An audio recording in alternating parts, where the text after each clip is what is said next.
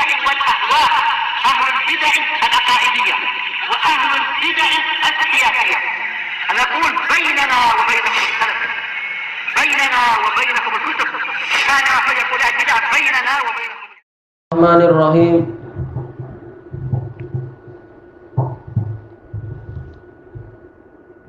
Qala al-Imam an-Nawawi rahimahullahu ta'ala,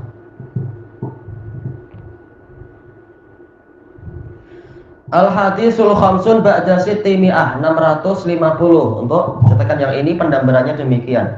Untuk cetakan yang lain 649. Baik. Wa an Anas radhiyallahu anhu qala kanat naqatu Rasulillah sallallahu alaihi wasallam al-abba'u la tusbaq. Dulu onta Rasulullah sallallahu alaihi wasallam yang bernama Abba tidak didahului, yaitu dia paling laju, paling cepat memang. Au kada au la takadu tusbaq, atau hampir-hampir tidak didahului oleh yang lain, tidak diungguli oleh yang lain kalau melaju.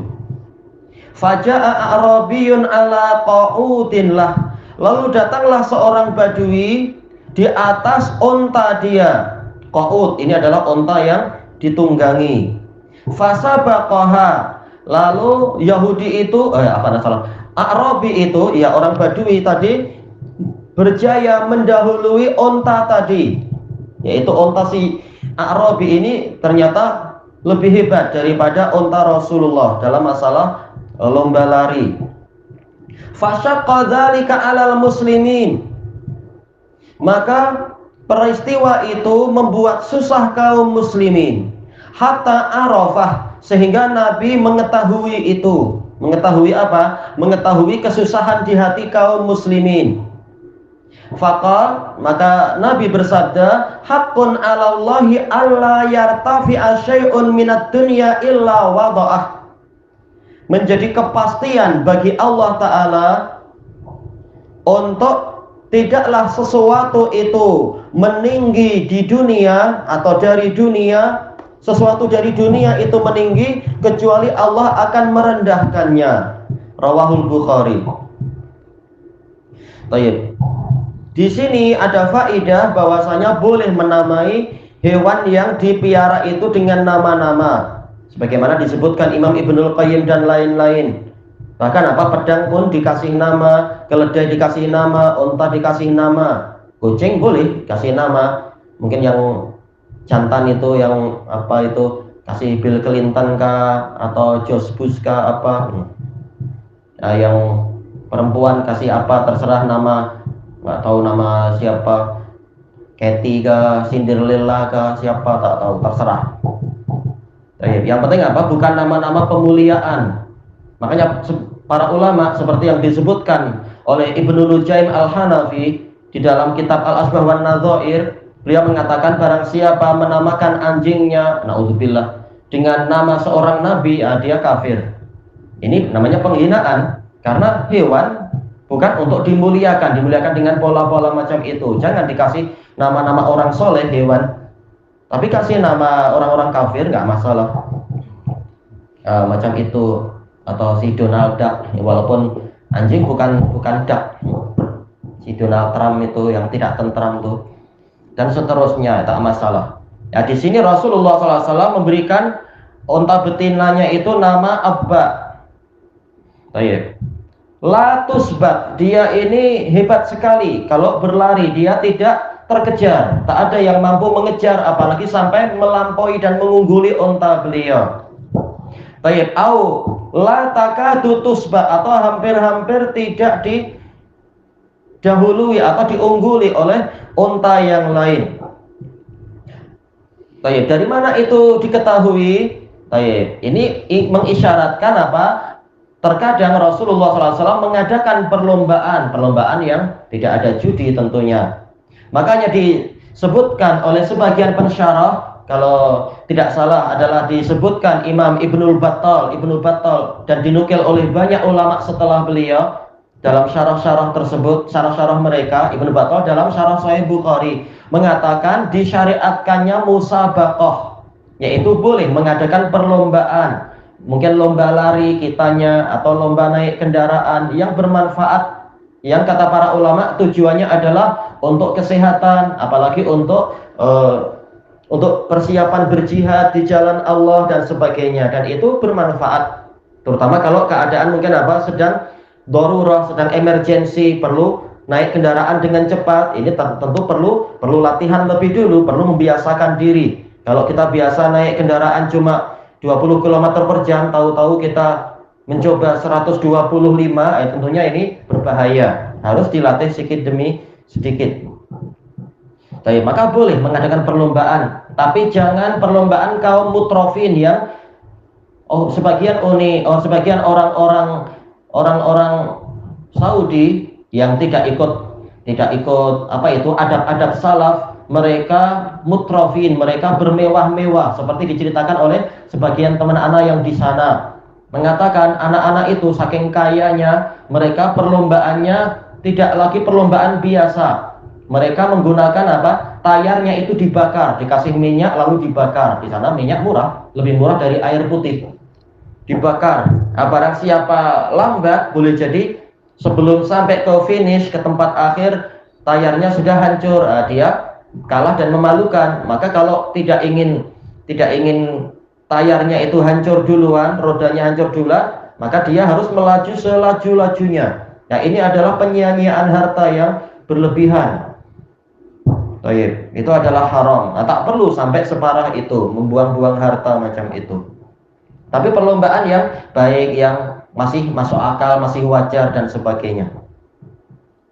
Tapi jangan di jalan raya yang akan membahayakan kaum muslimin, seperti yang dilakukan oleh sebagian anak-anak muda di berbagai negara itu. Di jalan yang umum banyak orang yang lalu lalang, ternyata dia malah main trek-trekan di sana, atau istilah rempit atau itu, merasa bagaikan Superman, sampai terkadang anak tengok dia gayanya memang gaya seperti tidur, padahal dia di atas motorsikal. Ini berbahaya bagi dia sendiri, berbahaya bagi orang lain.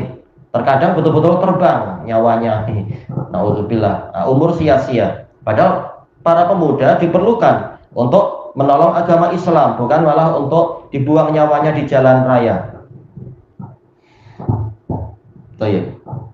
Kemudian disebutkan di sini, faja'a a'rabiyun ala qa'udin lahu fasabaqaha. Lalu datanglah orang Badui di atas unta dia, lalu dia berjaya mendahului unta Nabi Shallallahu Alaihi Wasallam. Jelas kalau Nabi sedang jalan biasa, semua unta pun mungkin jalan biasa dan di depan. Sebagaimana di dalam ketika pulang dari perang Tabuk dan perang yang lain-lain, Rasulullah di belakang. Jelas ini case-nya bukan perjalanan biasa, tapi memang perlombaan. Makanya di syarah yang banyak para ulama mengatakan memang hadis ini menunjukkan di syariatkannya perlombaan. Boleh adu cepat, siapa yang laju, dia yang berjaya, walaupun jangan dibuat perjudian tentunya.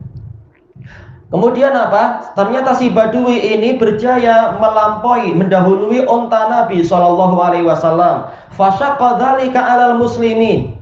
Maka keadaan itu membuat susah kaum muslimin. Kaum muslimin cinta pada Nabi, tidak rela untanya Nabi itu didahului oleh onta-onta orang lain. Dan ini adalah keimanan mereka, keimanan para sahabat. Tidak suka unta Nabi dikalahkan, karena ini unta Nabi, bukan sembarang unta.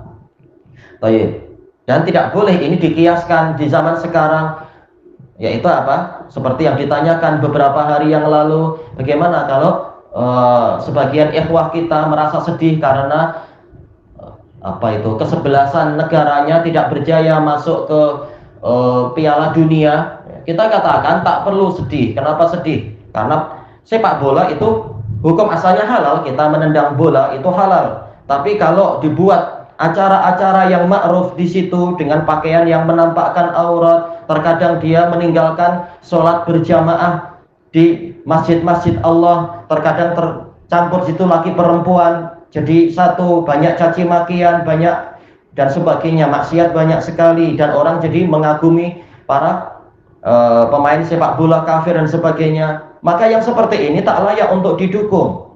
Ini adalah fanatisme jahiliyah. Maka tak perlu kita sedih.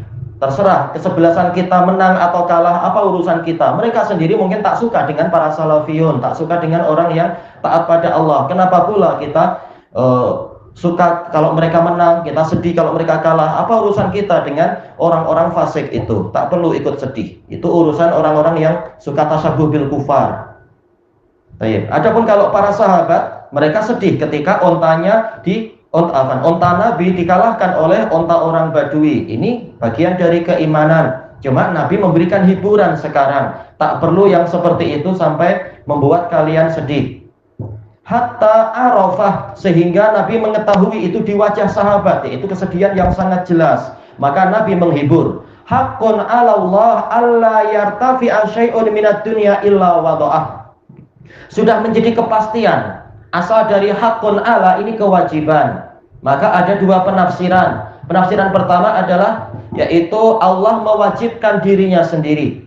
Penafsiran yang kedua, hakun di sini adalah yaitu syai'un sabitun, sesuatu ketetapan yang telah pasti yang akan Allah lakukan. Apa? Allah yartafi'a syai'un minad dunya. Tidak ada sesuatu apapun dari dunia ini yang meninggi illa wado'ah, kecuali Allah pasti akan merendahkannya. Maksudnya apa? Masalah kelajuan onta atau apa, ini perkara duniawi. Sekarang dia menang, besok dia akan kalah, dikalahkan oleh onta yang lain. Ini biasa, tak perlu kalian bersedih hati. Nah, ini dihibur yang seperti itu. Karena apa? Ini sekedar masalah duniawi, masalah onta lebih laju atau yang seperti itu. Kemudian disebutkan oleh Imam Ibnu Battal di dalam Syarah Sahih Bukhari, juga disebutkan oleh Al-Qadhi Badruddin Al-Aini di dalam kitab beliau Umdatul Qari, dan juga para ulama yang lain, bahwasanya di sini Rasulullah Shallallahu Alaihi Wasallam menerangkan tentang hakikat dunia di sisi Allah. Dunia itu segalanya adalah hawan, yaitu rendah. Di'ah, posisinya adalah nista, sehingga tidak layak bagi kita untuk berusaha meninggi-ninggikan masalah dunia.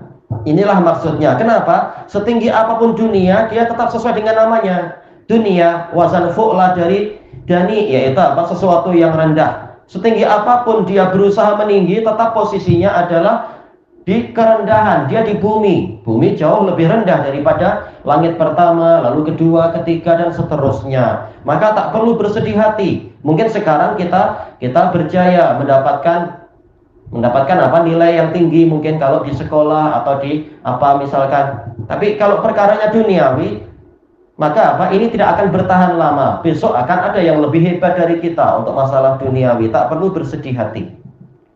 Tayyib. Kemudian kata para ulama tadi, ini menunjukkan tentang wajibnya tawadhu. Jadi untuk masalah dunia tak perlu kita bersusah payah berusaha meninggi-ninggikan perlombaan dalam masalah dunia. Tapi yang ada adalah tawadhu. Tayyib. Disyariatkan, bahkan diwajibkan untuk tawadhu. Untuk masalah dunia rendah hati aja. Adapun untuk masalah akhirat memang berusaha untuk mencari derajat yang paling tinggi, mencari surga yang tertinggi. Jangan malah tawadhu, tak apalah saya dapat surga yang paling rendah saja, saya tak mau yang atas-atas, saya mau tawadhu. Ini salah, karena Allah sudah berfirman, fastabiqul khairat, berlomba-lombalah kalian mencapai kebaikan. Surga yang paling rendah itu kebaikan, tapi surga yang tertinggi juga kebaikan. Kita disuruh berlomba-lomba. Untuk dunia tak perlu berlomba, untuk akhirat baru berlomba. Demikian pula wa fi dzalika falyatanafasil mutanafisun, dalam kenikmatan yang seperti itulah hendaknya orang-orang mengadakan persaingan, yaitu apa? Kenikmatan surga. Dan juga Rasulullah bersabda fa idza sa'altumullaha fas'aluhul jannatal firdausil a'la. Jika kalian minta kepada Allah, mintalah kepadanya surga firdaus yang tertinggi. Jelas Nabi tahu tidak semua orang layak mendapatkan surga firdaus tertinggi, tapi Nabi menyuruh untuk itu. Jadi secara syariat kita memang disuruh cari yang tertinggi. Berlomba-lomba di dalam kebajikan. Dan di dalam hadis ini juga kata Badruddin Al-Aini ada, yaitu apa? Zammut tarafu' fil umuri dunyawiyah, yaitu tercelanya meninggi-ninggikan diri dalam perkara duniawiyah. Tak perlu dalam masalah dunia kita cukup rendah hati saja. Dapat rezeki, dapat rumah baik, dapat kereta baik, alhamdulillah. Bukan untuk berbangga-bangga, tapi untuk keperluan yang halal, keperluan yang baik, manfaat yang lebih besar. Baik. Untuk apa mungkin? Untuk menaungi keluarga, menaungi mungkin ada orang di tengah jalan yang perlu dibantu dan sebagainya. Daripada kita punya kereta yang mahal-mahal, ternyata hanya cukup untuk 2 orang, 3 orang saja. Kereta nggak tahu apa itu, mungkin yang kecil tapi harganya mungkin boleh untuk beli 3 rumah. Nah, itu rugi besar, naudzubillah. Cuma untuk kemewahan aja. Itu adalah kesia-siaan. Baik, demikian pula masalah rumah dan perkara-perkara yang lain. Baik, ilahuna wallahu a'lam.